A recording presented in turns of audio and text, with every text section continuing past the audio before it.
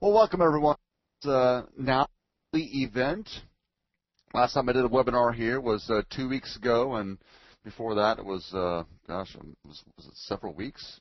Several weeks we'd gone without I got on without webinar here. The old webinar time wasn't working so well. It was it wasn't the best of times for me. It wasn't the best of times for a lot of members of FX Street. I mean, those of you who are here today. So we switched up times. Anyway, let's get down to the basics here. What's the purpose of this event? As you saw on the web page when you registered for this event, or when you actually signed into this room here, charting the course. Charting the course is the name of the webinar. And my intent with this webinar is to take a look back roughly the past week's worth of price action and news, especially news. Just a review of some of the major moves, and if there's any catalysts or just news-wise for any major moves on major currency pairs, we'll discuss what's happened, and also take a look ahead.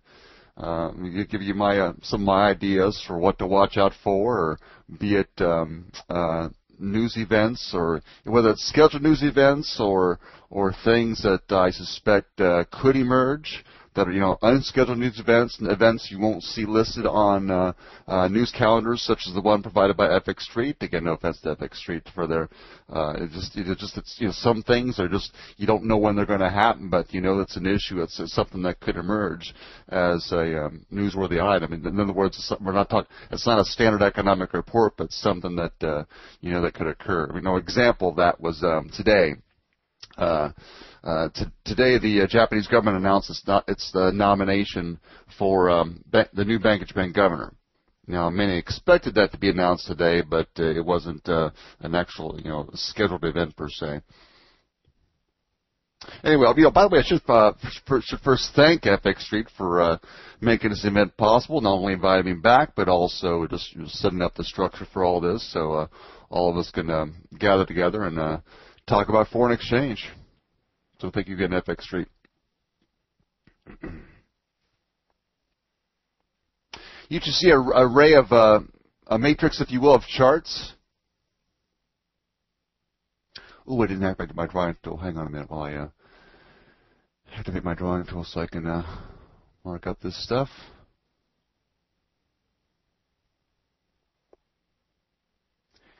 Yeah, on the topmost row, I've got charts for three major currency pairs. I'm at the point where I'm about to change this to take out one like I may take out one like the Aussie and replace it with like a dollar yen. But anyway, for now I show 15-minute charts without indicators, which I'll talk about in a moment. 15-minute charts without indicators for three major currency pairs: Euro USD, Pound Dollar. By the way, notice cable stuck near 152.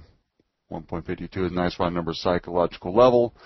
Psychological levels like that certainly influence price action on the pound dollar currency pair, and on the right is the Aussie.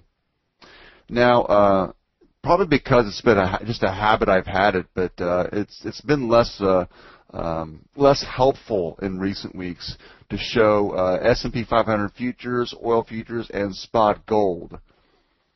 I say less helpful because the intermarket correlations, the relationship, for example, between the Euro USD and oil futures. I mean, a couple years ago or so, was as the euro went, oil went, or vice versa. There was debates about, who was leading who. Was oil leading the euro leading oil?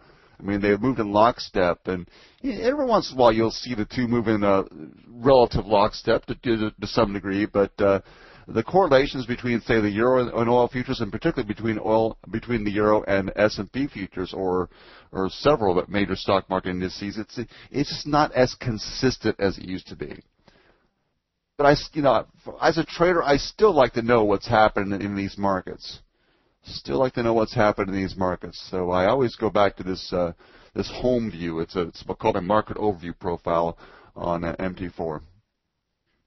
Oh, and so I mentioned charts without indicators. There's a reason for that. I do have charts with indicators. Let's go to a group for the euro here. I'll summarize those.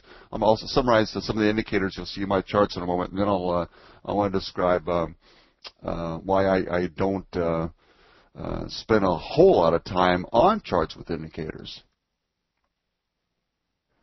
So you see charts with indicators from left to right: a 15-minute chart, 1-hour chart, 4-hour chart, daily chart. Again, the 15, the hourly, 4-hour here, daily chart. And by the way, for those of you who've been in several webinars here and get kind of bored with my discussion, bear with me. I'll finish this up soon. Some of these indicators you should be familiar with: MACD, stochastics. Got that on each chart. Moving averages, the blue ones, the 55 EMA. Red one's the 21 EMA. Green one, the 200 EMA. Maroon colored one, sort of a dark red, that's the 5 EMA.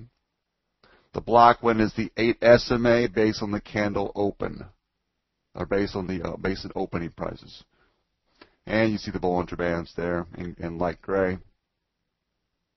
Now, when you get to the hourly, 4-hour, and daily charts, you see some additional lines in those charts. Well, those additional lines are pivot points. On the hourly chart, which I'm highlighting now, the hourly chart features daily pivot points, derived from calculations based on the high, low, and close of the prior day. So, for example, this horizontal black line, that's a daily central pivot point, and depending on Next, it could be either a source of support or a potential source of resistance. And I'm not going to show the other pivot points at the moment. You'll see some of the. If there's any questions about that, let me know. I can answer the questions about pivot points later. On the 4-hour chart, it features weekly pivot points. So, for example, the euro low thus far this week, very close to a weekly M1 pivot point. That's a classic support pivot point. Weekly M1 this week, some 23 pips above the 1.30 psychological level. You see weekly S1 there as well. And on the daily chart, that features monthly pivot points. One that may stand out, horizontal black line representing the monthly central pivot point, positioned some 11 pips south of the 1.34 psychological level. Okay, so the overview of my charts there. So again, this view shows multiple time frames: 15-minute, hourly chart, 4-hour chart, daily chart. And by the way, this is I think having to look at something like this is helpful to any trader, because it's so easy, even for me, to get wrapped up in the moment and what price action's been doing over the past hour, 2 hours. Or since the start of the prior session, in this case, since London Open. However, I think you ignore what's the bigger picture. You ignore what's been happening over the past several days or weeks at your own peril. Plus, when you look at the longer time frames, there's prior price action implies prospective source of support or resistance. Sometimes you have trend lines going back several days or weeks that can come into play and affect price action on your 15-minute chart. As I mentioned earlier, sometimes you have monthly pivot points, moving averages on the longer-term charts, 4-hour or daily charts, which can have at least a temporary influence on price action. So anyway, back to my view with my so-called market overview of charts without indicators. I often start here because, first of all, I'm looking for themes. Although pairs like the Euro USD, Pound Dollar, and Aussie USD haven't shown a lot of positive correlation between them. I mean, sometimes we get that. So first and foremost, I look here for signs of any correlation, which really we haven't seen in the U.S. dollar to much extent for quite a while here, and I'll get to that in a little bit. But also, what I like about charts without indicators, it's not just my preference, but I find that in mentoring a number of traders over my 5.5+ years as a currency coach at FX Bootcamp, what I have found is that a lot of traders, and I count myself one among them, a lot of traders have some difficulty in identifying prospective sources of support or resistance based on price action alone, especially trend lines. Especially trend lines. I recall one specific mentoree that I provided some one-on-one mentoring to last year, I don't know if you recall what his issue was, but I know one of his main things was that he recognized that trend lines were used by many traders, but he looked for them, but he had trouble finding them. He had trouble finding trend lines. Well, the issue was, going back to my charts with indicators, for the euro that is,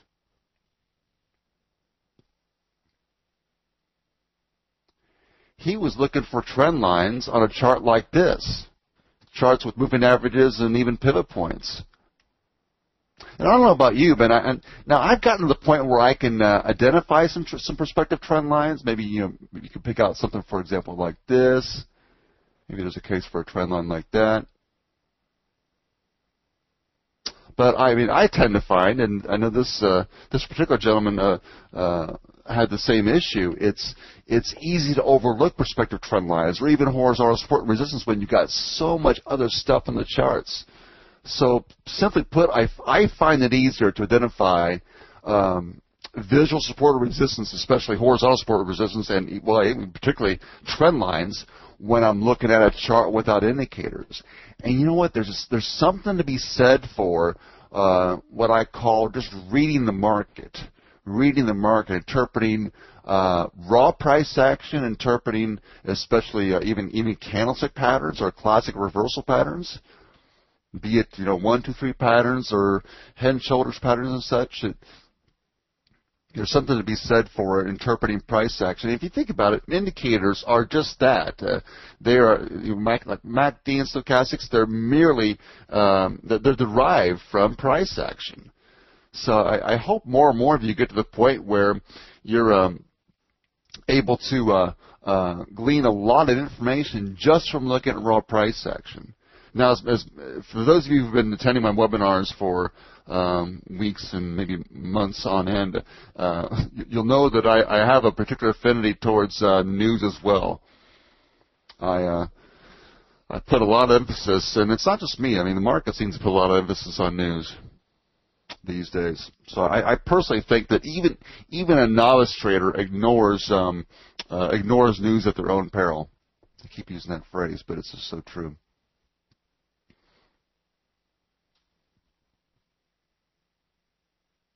Okay, so let's. I'm going to go to. I think I'm going to go to this euro yen because it does summarize quite well what the highlight of this week thus far.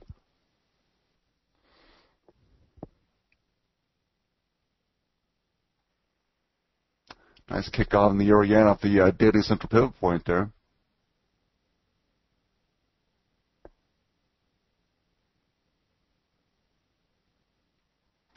Chart I want to show you. Actually, you can see it on the daily chart, but I want to show you to you on a chart without indicators. This is a 4-hour chart for the euro yen. In some ways, the even this chart doesn't do it justice, but I guess it does when you define it. I'm going to. And by the way, interesting how today's high is defined by the bottom of that previous channel. You see that?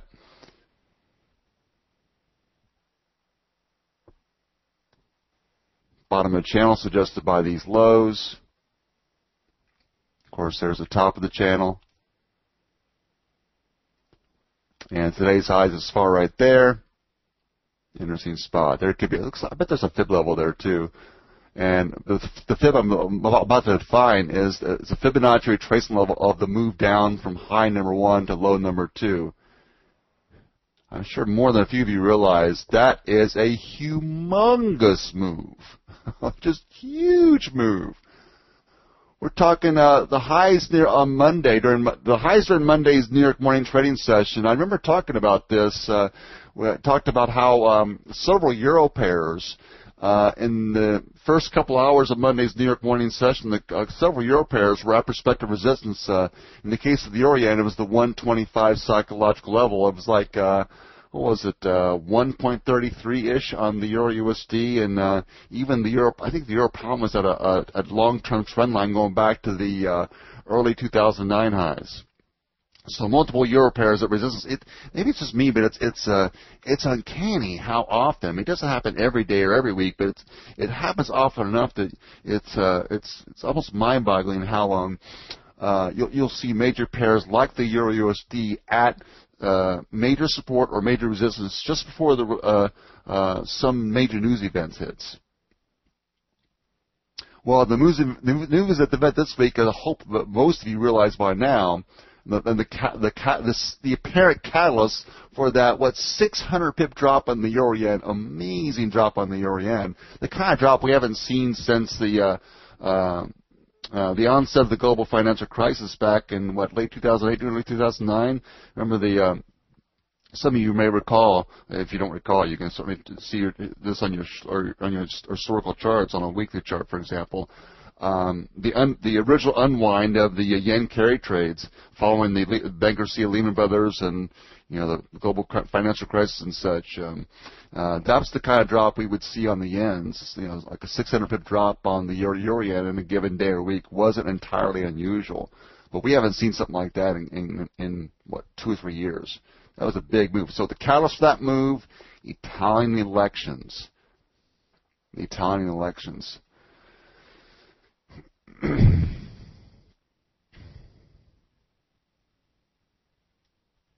So Pan on far asks, are you expecting a further retracement? Well, I'm about to get to that. I'm about to discuss the. I'll probably do it now, but let me first do the FIB study that I promised you guys. I'm doing a FIB study of the move down, of Monday's move down. Well, we almost hit a 50% fib.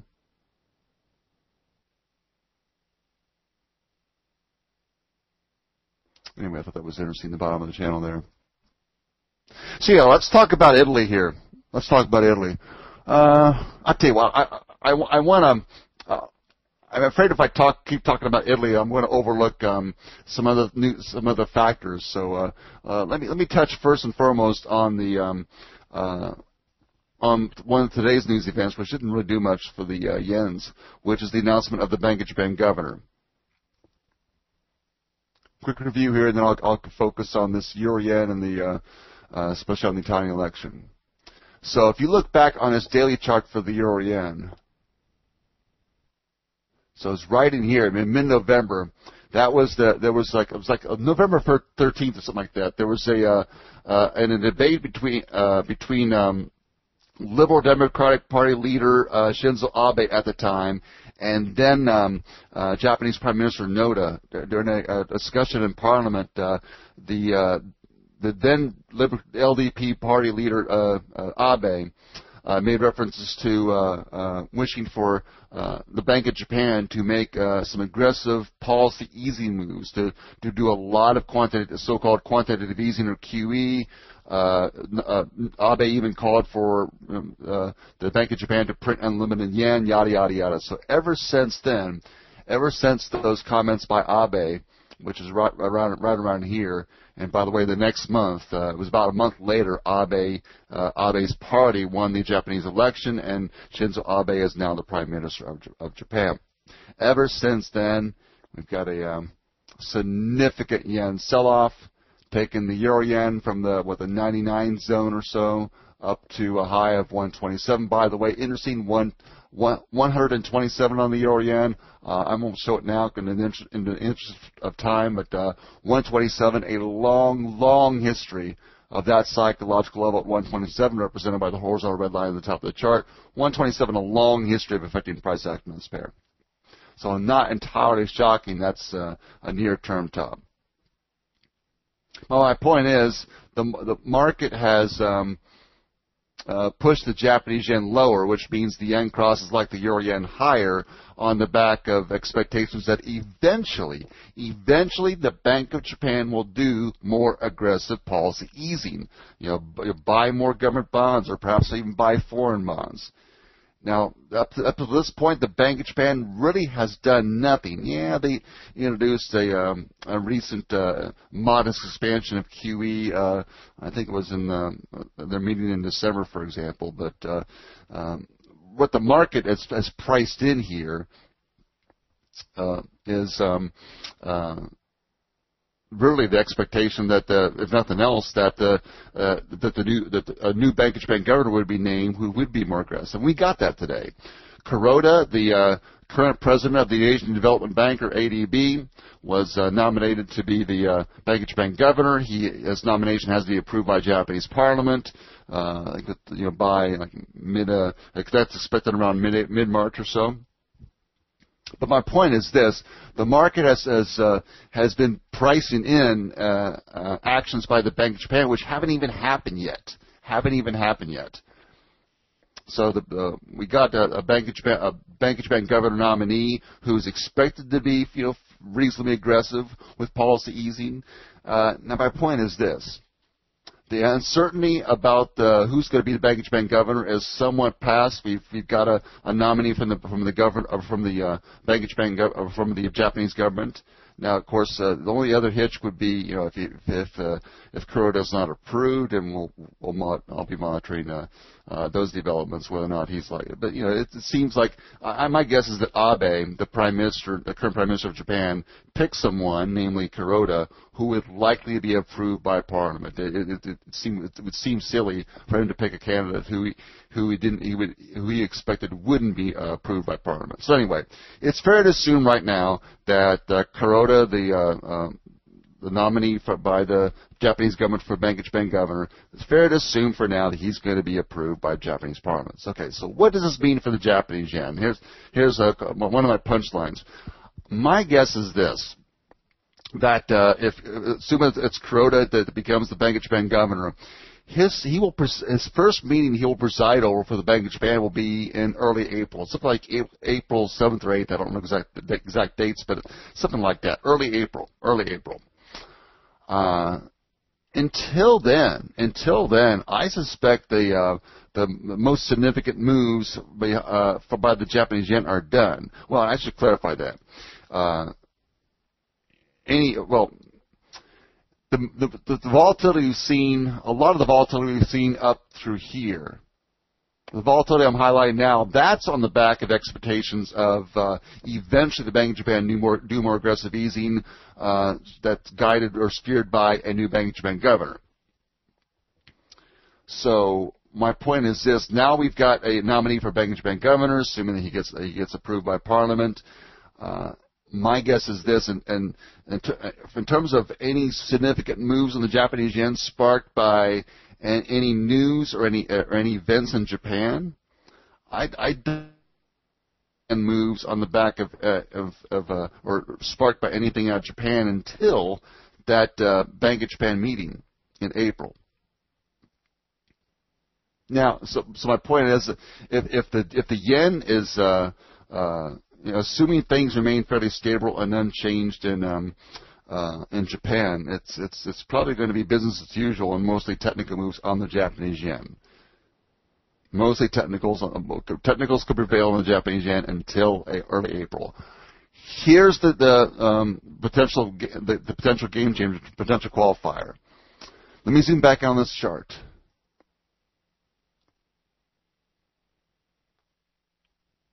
To me, what's so striking about Monday's rally in the Japanese yen, which meant down on the yen cross, including the euro yen, what's so striking about that is that rally in the Japanese yen is so reminiscent of how the yen used to behave. The Japanese yen before, up till mid-November, was behaving as more of like a risk-on, risk-off currency. when global financial markets were spooked about something like, sovereign debt crisis in Europe or a recession in some major economy like the U.S., the Japanese yen would rally, which means down for the yen crosses. When there's in a so-called risk-on mood, when investors, right or wrong, were optimistic about things like in Europe or optimistic about a U.S. economic recovery, or whatever the case, the yen would weaken, the yen crosses would rise. Again, what's so striking about that move on Monday is that you got a sharp yen rally on the back of concerns about, yet again, Europe. So my point is this, your guess is as good as mine as to what's going to happen with Italy and the formation of a new coalition government, but my guess is this. It's going to be a while before Italy forms a government, and I suspect the yen's going to be more sensitive to what's happening in Europe, specifically in Italy, than it's going to be to what's happening in Japan until that Bank of Japan meeting in early April. So to me, when it comes to assessing the currency market's response or opinion of what's happening in Italy, this is the pair to watch. Or potentially, of course, the pair to trade. I, for one, am surprised. I'm surprised the euro, well, not just this pair, but the euro-USD. I'm surprised it's held up so well in the past 2.5 days, Tuesday, Wednesday, and we're now halfway through the European trading day on here on Thursday, the last trading day of the month. I'm a little bit surprised the euro, not just against the Japanese yen, but against the dollar and other pairs. I'm surprised the euro has held up so well. I expected more of a drop by now, and maybe having found resistance here, maybe this is the start of the next leg down. But then again, maybe it's going to take some sort of catalyst. What I suspect the market's holding out for, and it's just, again, mere speculation on my part, market may be holding out for some sort of clarity out of Italy. And I don't know if you noticed Italian bond yields, for example. The Italian bond market has held up pretty well thus far as well. We had a sharp sell-off in Italian bonds, a sharp spike up on the 10-year Italian yield, for example, on Monday. But since then, it's been rather stable.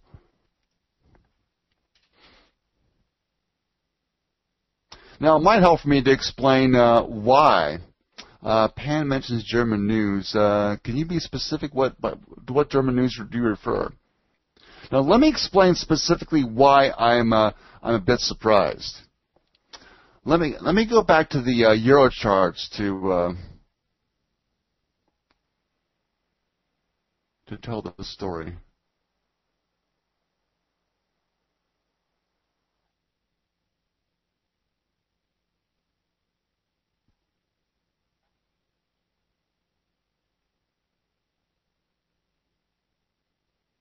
I'm on a weekly chart for the Euro-USD. Got a few lines in the chart. Don't focus so much on the lines in the chart. They're not all that relevant to the story about the share here. Key event last year for the euro, not just the Euro-USD, but the euro in general, Europe's single currency. In late July of last year, I think it was like July 26th, maybe July 27th. European Central Bank President Mario Draghi delivered a quite the important speech at an investors' conference in London, England. What Draghi said effectively was Draghi effectively said the ECB would do whatever is necessary to preserve the euro, to preserve Europe's single currency, and he even went on to say something like, "Believe me, it will be enough." Believe me, it will be enough, is what Draghi said. That was the day that the markets, at least some players in the market, began to believe that some sort of major policy move, like a bond buying program, was forthcoming from the European Central Bank. By the way, key ECB member Nowotny is on CNBC right now.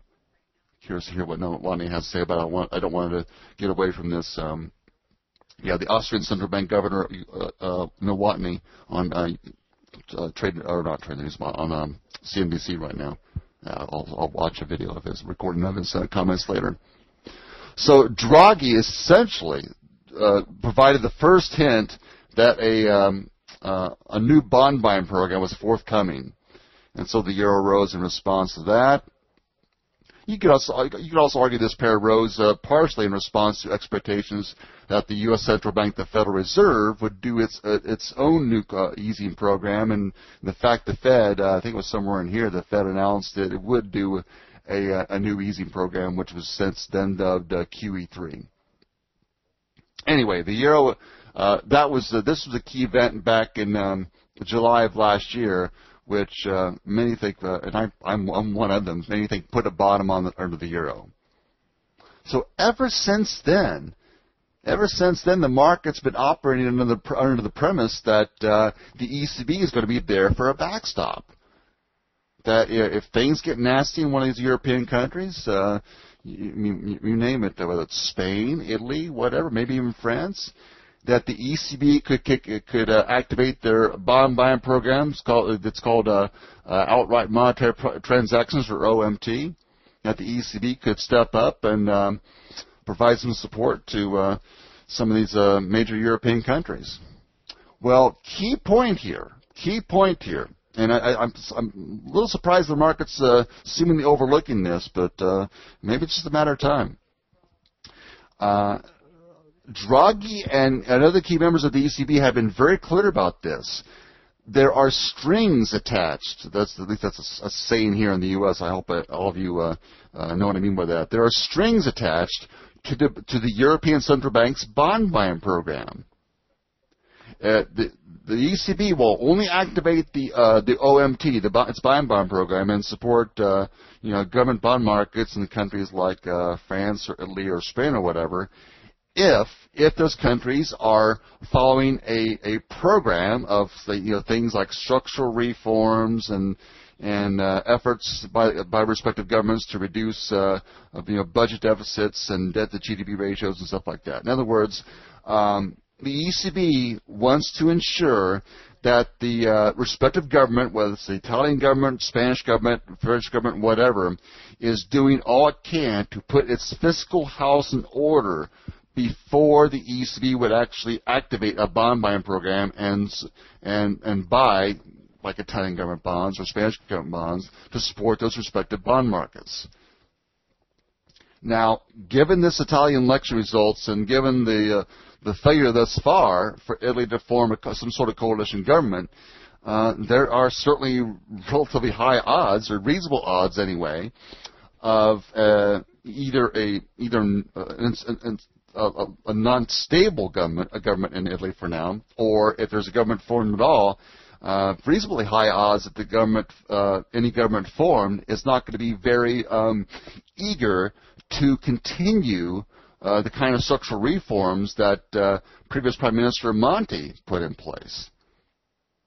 Now, if that's the case, if Italy doesn't continue the kinds of austerity, the kinds of reforms that the likes of German officials and the European officials in Brussels want to see, it's rather unlikely, or certainly much lower odds, the ECB would step in to buy Italian government bonds if the bond market gets spooked and sells Italian bonds and bond yields in Italy subsequently rise. So our point is this Italian election, in my mind, has highlighted you might call it a key, some would call it, I guess, a fault. Maybe it's better described as just a weakness in the ECB's bond buying program.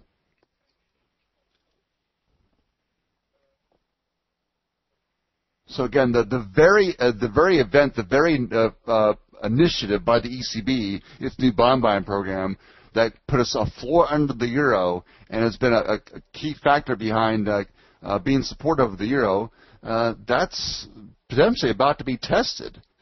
And again, if the ECB sticks to its guns and say no, we want to make sure a country is sticking to its plans when it comes to austerity and structural reforms and such, Italy will likely not meet that criteria. if given an unstable government, or given if any government's formed, given the how many votes that 5-star movement garnered, 25% of the vote. Actually, let me clarify here.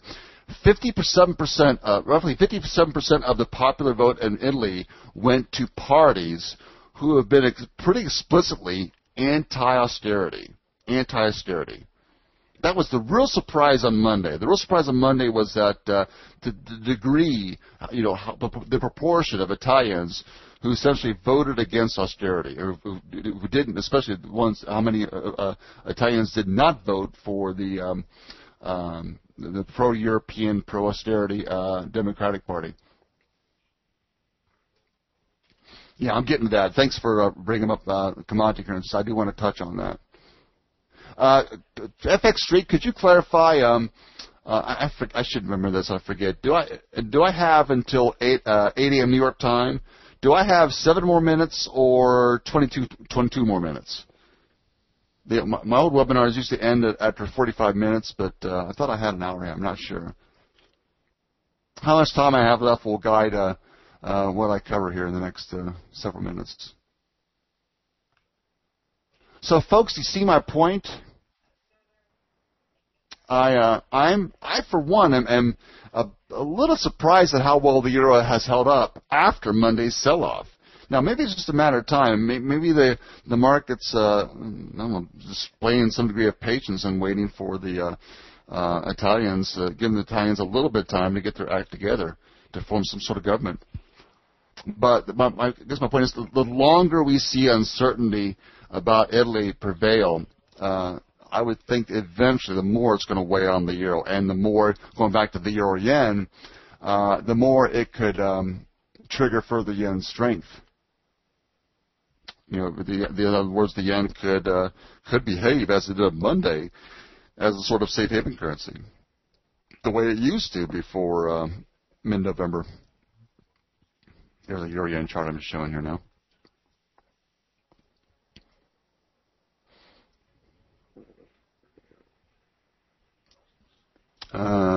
Okay, we do 50 more minutes, thank you. Hang on just a second.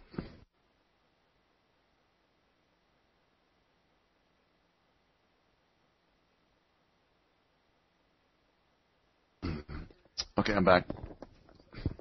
Had to get another drink of green tea.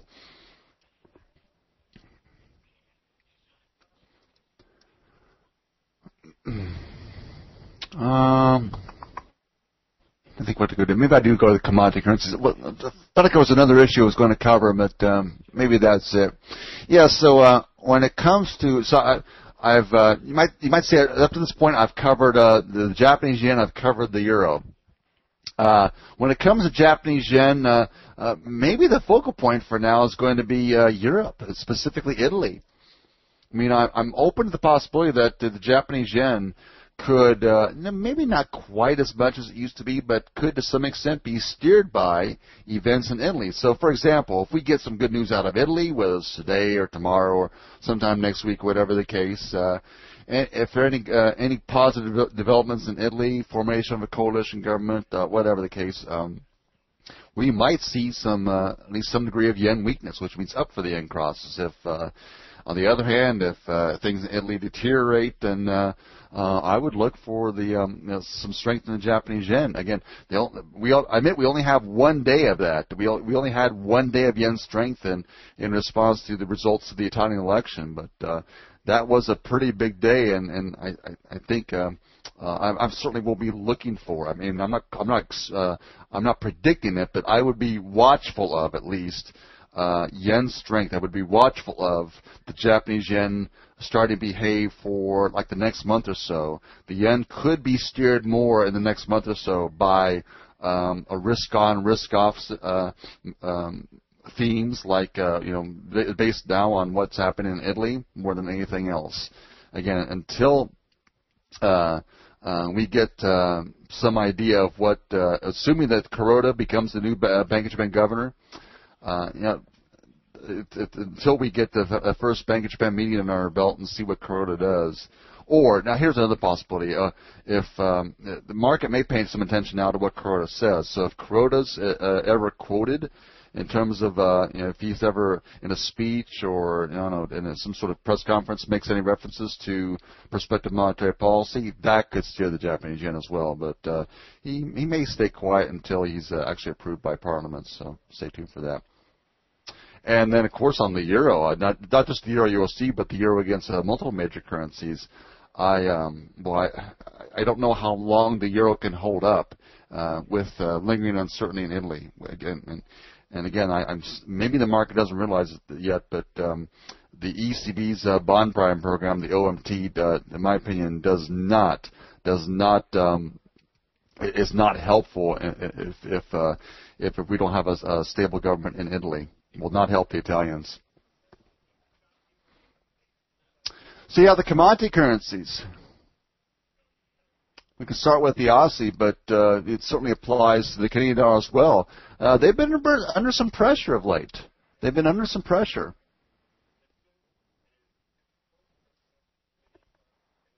Looking at a chart here for the, kind of a messy one, I admit, but chart here for the Aussie. This is a daily chart for the Aussie. I'm going to clean up a little bit here.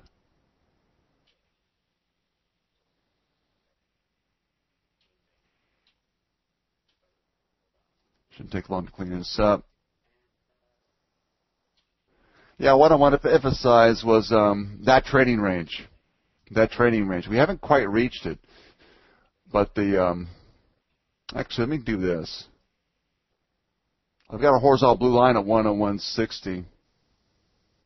On my other charts, and I discussed this in my New York trading session yesterday, that you could argue that support is closer to 101.50, maybe as high as 102, whatever the case. But that line is based especially on the lows established last summer and fall. But we got a trading range here on the Aussie. So if and when we do reach that support zone, I would not be surprised to see the Aussie at least make some degree of retracement of this move down. Well, let's discuss this move down here. That move down I've highlighted on the Aussie from the highs established earlier in the year near 106 psychological level. 106 put a lid on the Aussie back last year. That drop in the Aussie, maybe, and it's based on speculation about a weakening Chinese economy. As China goes, so goes Australia and the Australian dollar to some extent.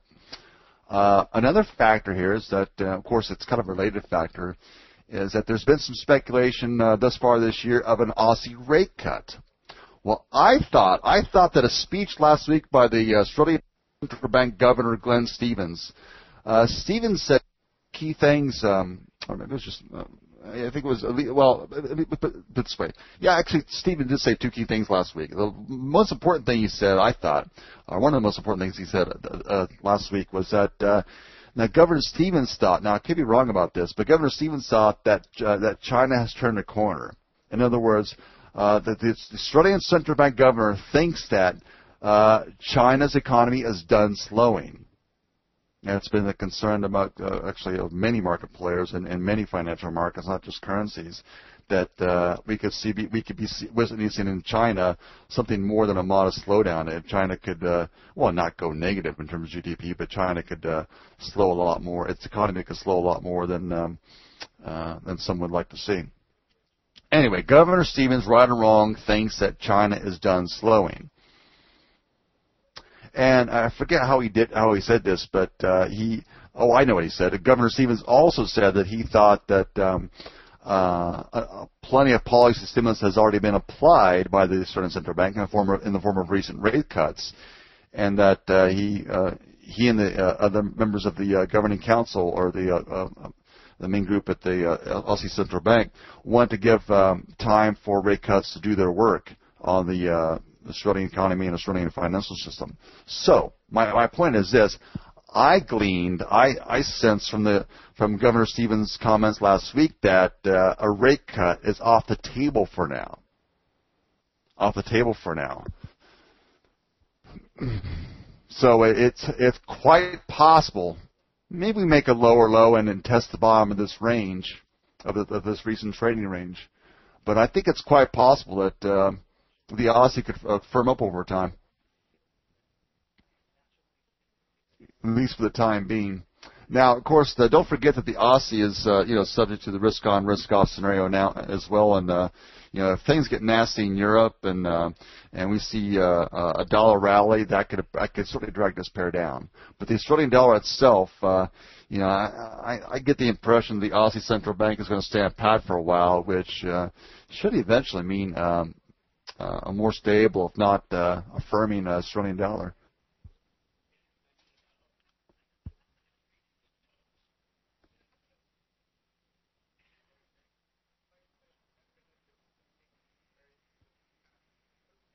Anyone trade the Canadian dollar?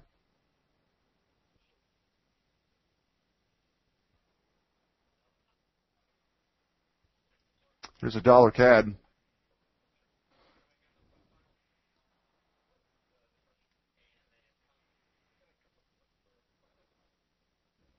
Definite uptrend there on the dollar CAD. Yeah, the Canadian central bank, it's been one of the more hawkish central banks among the major central banks. In other words, if there's one central bank that's been expected to be one of the first to raise their benchmark interest rate, it's the Canadian central bank. It's considered one of the more so-called hawkish central banks. That's not quite the case. Well, they're still relatively hawkish compared to other major central banks, but they're not as hawkish as what was previously thought. Was it last month they scaled back their language, and the Bank of Canada scaled back its hawkish tone in its policy statement. I think it was like January 23rd when the Bank of Canada issued its statement. It didn't cut its benchmark interest rate, but it did seem in its statement less inclined to want to raise rates. And there's some concerns about there's been actually a series lately of worsening economic data in Canada. So Canadian economy a little shakier right now, and the Bank of Canada seems less inclined, based on its recent statement, to want to raise rates. And as I see it, that's the reason why we're getting some weakness in the Canadian dollar, which means up for the dollar CAD. Now, if we see things like, for example, the U.S. economy, which the Canadian economy has close ties to, if the U.S. economy really shores up and does better, then certainly the Canadian situation for Canada can improve, and maybe the Canadian dollar firms up again, or if oil goes nuts, if we see a sharp rise in some kind of oil, that could give the Canadian dollar a boost. But my guess is that when it comes to the commodity currencies, it's sort of a mixed bag. The commodity currencies typically have moved in lockstep. Aussie up and the loonie up. Loonie is the Canadian dollar, or the Aussie down and loonie down. But it's my outlook for the moment is that the Aussie perhaps oversold in the near term on the back of previous speculation that the Australian Central Bank was going to cut rates, which, in my opinion, the Aussie Central Bank governor has dispelled that notion for now, and that the Canadian dollar, on the other hand, perhaps still a little overbought, still a little too overvalued, and due for a further retracement up. I'm sorry, retracement, maybe further weakness in the Canadian dollar, which means up for dollar CAD. So, Pam, I just sort of answered your question there. What does that mean for the Aussie CAD? Now, the Aussie CAD is not one I tend to trade, I admit. I'm not a big fan of trading someone more exotic crosses like that. But, well, I mean, that means up for Aussie CAD.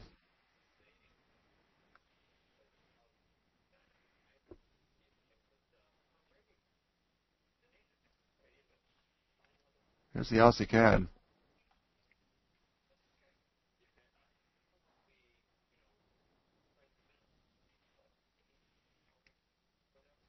Hasn't been the easiest pair to trade, but what is fairly convincing is that we've had a trading range there, and we're We're already in the vicinity of some notable historic highs. This is the weekly chart for the Aussie CAD. I can think of more conservative, more perhaps more easier ways to trade, to make that trade, to bet against the Canadian dollar and bet in favor of the Aussie. But from a fundamental perspective, there's perhaps more scope for more scope for upside for the Aussie CAD for sure.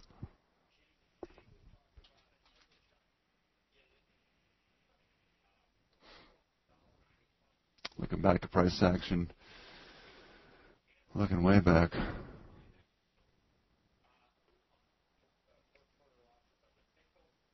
Yeah, we haven't been north of, what was it?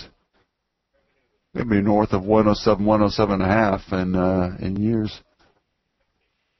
But yeah, if I had to guess a direction in the near term, it's in the medium term, it's probably up for the Aussie CAD until we get some reason to believe it's going to change.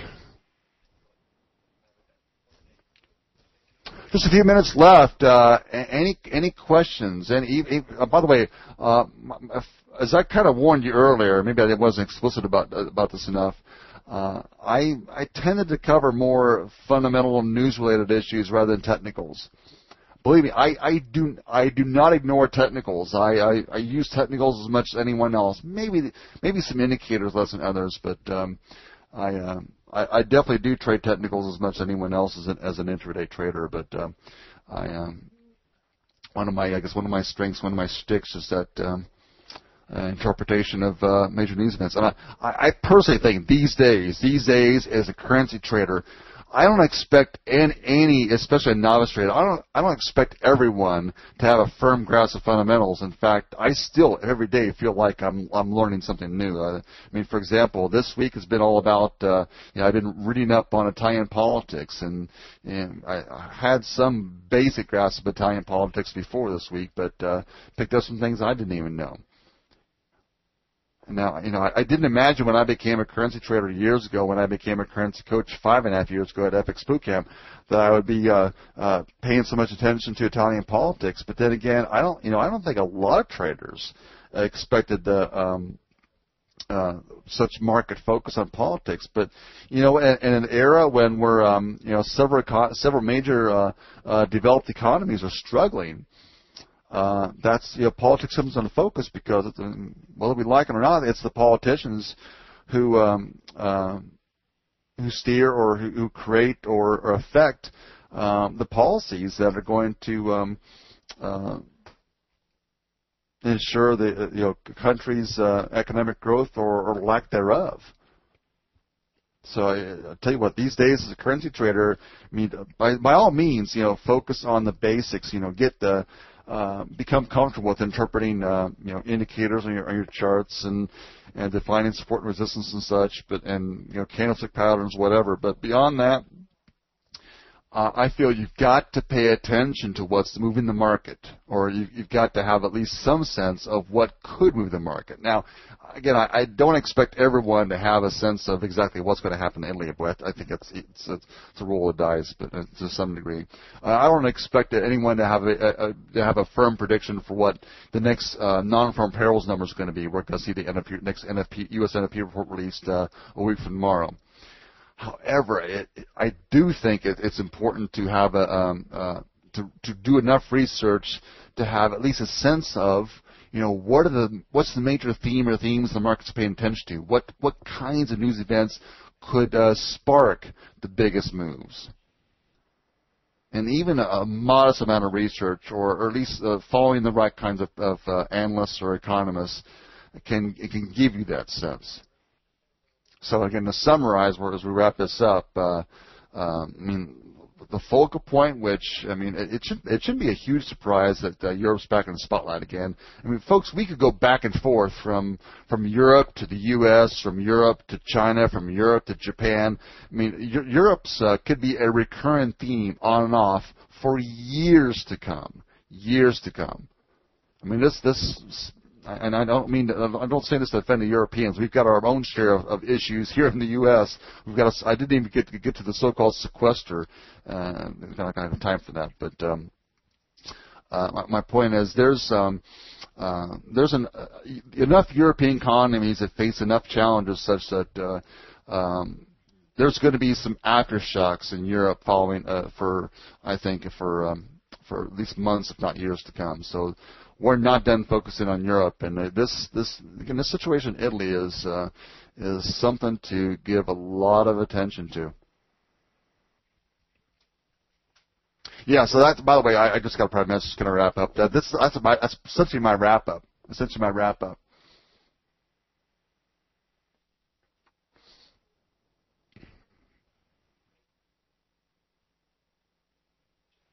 So for now, the euro holding up. But I don't know how long it can last.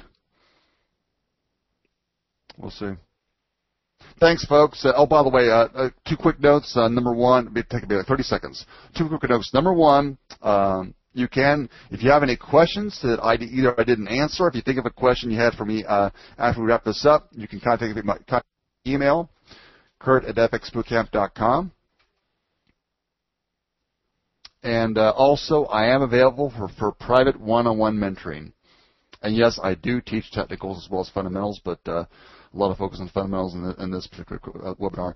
Thank you again for everyone for attending, for everyone who participated. Thank you again to FX Street for making this event possible. And I believe I will see you next week for those of you who can make it. Same time, same place next week. Cheers.